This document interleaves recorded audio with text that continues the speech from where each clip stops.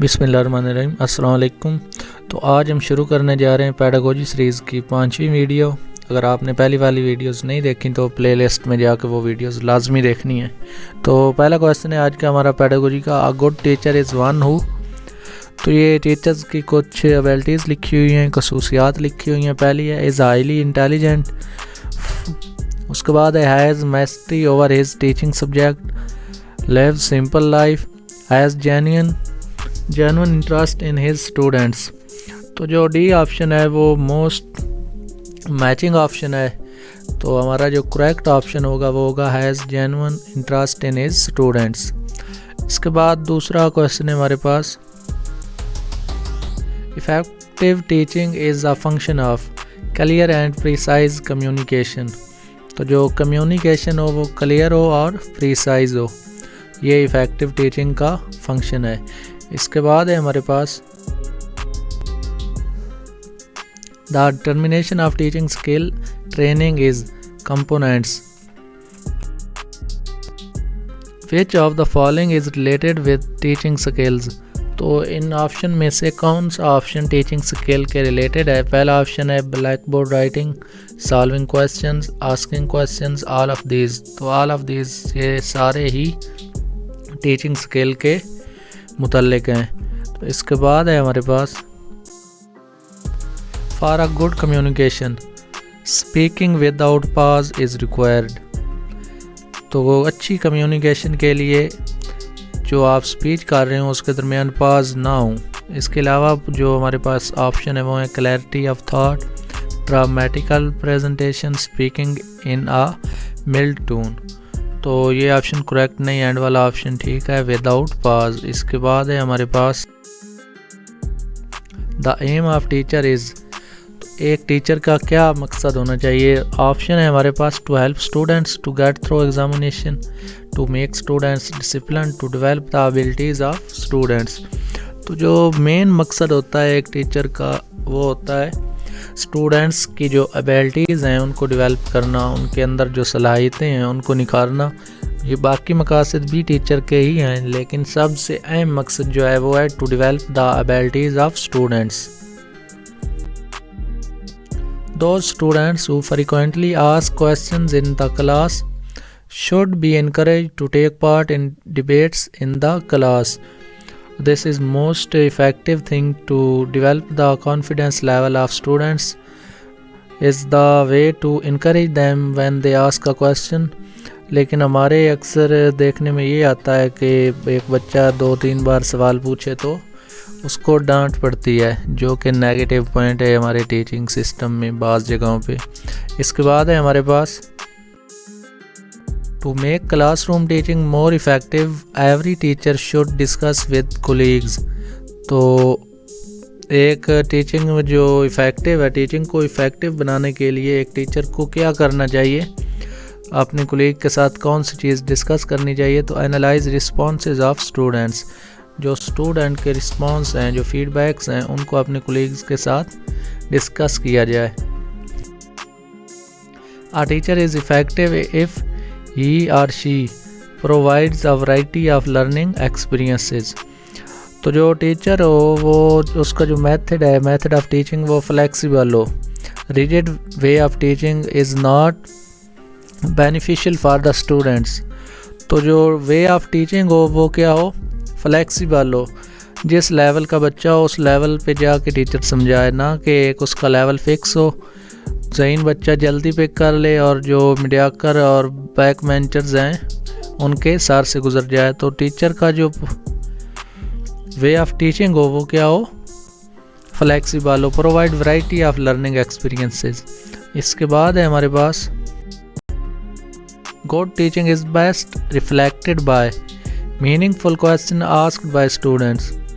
Good teaching is best reflected by attendance के ज़रिए teaching show नहीं हो सकती, नंबर ऑफ डिस्टिंक्शन के ज़रिए भी नहीं, पिन ड्रॉप साइलेंस, बच्चों को ड्रा के चुप करवा देना, इससे भी नहीं हो सकती। Meaningful questions asked by students, इससे अंदाज़ा किया जा सकता है कि इस क्लास में बच्चों के अंदर कितनी क्रिएटिविटी है, बच्चों के अंदर कितना कॉन्फिडेंस है सवाल पूछने का। तो इसके बाद है हमारे पास the main Aim of classroom teaching is to develop inquiring mind. The main aim of classroom teaching is to develop inquiring mind. To read the lesson before teaching, it is called lesson plan. Lesson planning बहुत important है. जो बच्चों को पढ़ाना है उसकी preparation होनी चाहिए, बाकायदा प्लानिंग होनी चाहिए, किस तरह करवाना है, कितने टाइम में करवाना है, क्या मेथड होगा. तो ये सारी चीज़ें लेसन प्लान में आती हैं. Realistic education system supports the scientific progress. तो जो रियलिस्टिक एजुकेशन सिस्टम है वो साइंटिफिक प्रोग्रेस को सपोर्ट करता है. Which of the following is not an informal assessment? A sign is not an informal assessment. It is a formal assessment. Observation, fighting scales, discussion, ये सारे क्या हैं? Informal है. Mother is the first academy of child. तो ये बिल्कुल हकीकत है कि जो वालदा है वो किसी भी बच्चे की पहली दरसगाह है. इसके बाद है हमारे पास which is not the advantage of team teaching. तो टीम टीचिंग का क्या नुकसान होता है, कौन सा फ़ायदा उसका नहीं है. इनमें से better financial benefits of teacher. The meaning of teaching method is, teaching method का मतलब क्या है? It's mean substitution of the knowledge from outer world into child intellect. बाकी दुनिया, सारी दुनिया का जो भी नॉलेज है वो बच्चे की ज़ियानत में शामिल करना, बच्चे की जो IQ लेवल है, उसकी अंडरस्टैंडिंग्स हैं, उनको बेहतर करना, ये टीचिंग का मीनिंग है.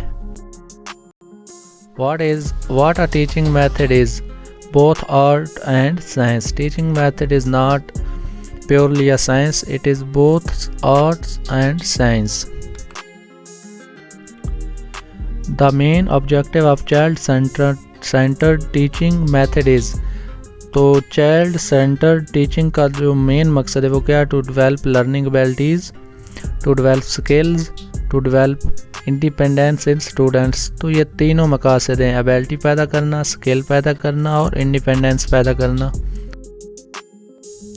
Character is developed by will power, conduct and behaviour, morality. तो these 3 points are the building blocks of a character. So all of these are correct. Why will you ask question from students during the course of lecture? तो lecture के दौरान बच्चों से सवाल क्यों पूछे जाते हैं, मकसद क्या है? Are the students carefully listening to your lecture. तो लेक्चर के दौरान वक्तन फ़वक्तन क्वेश्चनिंग आंसरिंग चलती रहे तो इस तरह बच्चे जो हैं वो अटेंटिव रहते हैं. अगर एक लेक्चर शुरू हुआ है तो 35-40 मिनट लगातार टीचर पढ़ा रहा है और बच्चे अपनी दुनिया में गुम हैं, तो फिर वो लेक्चर पढ़ाए या ना पढ़ाया जाए उसका कोई फ़ायदा नहीं. तो हर 5-7 मिनट बाद एक आध क्वेश्चन हो, बच्चों को पता हो कि क्वेश्चन पूछा जाएगा, तो इस तरह इफ़ेक्टिव लर्निंग हो सकती है. इसके बाद है हमारे पास teaching will be effective if the teacher starts from what students know already. तो एक टीचर को अपने स्टूडेंट्स के प्रीवियस नॉलेज बेस का उसका इल्म होना चाहिए, उसके मुताबिक जो नया लेसन है वो शुरू करवाया जाए. इसके बाद है हमारे पास a teacher should be dutiful, most important. A teacher should be honest, diligent, functional. तो ये सारे पॉइंट ही अहम है, लेकिन इनमें सबसे ज़्यादा जिस पॉइंट की अहमियत है वो है ड्यूटीफुल. एक ज़िम्मेदार इंसान हो टीचर, तभी बच्चे भी ड्यूटीफुल होंगे. इसके बाद है हमारे पास women are better teacher at primary level because they behave more patiently with children. तो जो छोटे नर्सरी, प्रेप 1-2 ये क्लासेस ज़्यादातर बल्कि पढ़ाती ही ख़वातीन है.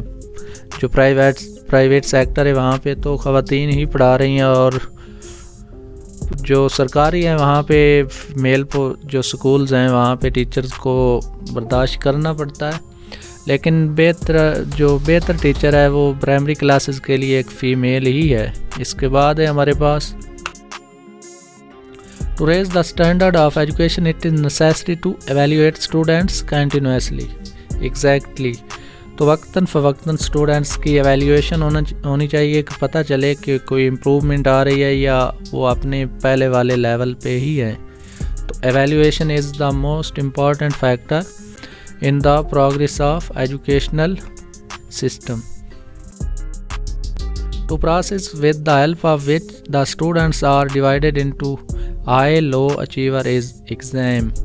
तो एग्ज़ाम की मदद से हाई और लो अचीवर्स में स्टूडेंट्स को तकसीम किया जा सकता है। The first ever international day of education was celebrated on 24 जनवरी 2019। 24 जनवरी 2019 को पहली मरतबा international day of education celebrate किया गया था और ये अनाउंस किसने किया था? यूनाइटेड नेशन जनरल असम्बली ने। और यूनाइटेड नेशन कब फाउंड हुई थी? 24 अक्टूबर 1945। Every system of education is based on ideology of nation. Expected life outcomes from education are referred as aims. The first head of Deoband was मौलाना मोहम्मद अयूब ननतवी। इसके बाद है हमारे पास Council of Technical Education was recommended to establish under Education Conference 1947। National Education Commission 1959 was established under the headship of S.M. Sharif। Objectives of education under National Education Commission 1959 were all of above: spiritual values, ideology of Pakistan, development of individuality। Textbook Board was recommended to establish under National Education Commission 1959। National Education Policy 1970 was headed by Abdul Hafiz Pirzada। Private educational institutions were nationalized under National Education Policy 1972। Under National Education Policy 1972, free education was recommended up to class 10। Open University was established under the policy 1972। The focus of National Education Policy 1978 was on Islamic values and ideology of Pakistan। तो ये both option correct हैं। इसके बाद है हमारे पास According to Charter Act 1813, education was the responsibility of East India Company। So that's all। मिलते हैं next video में। अपना ख्याल रखें। अल्लाह हाफिज़।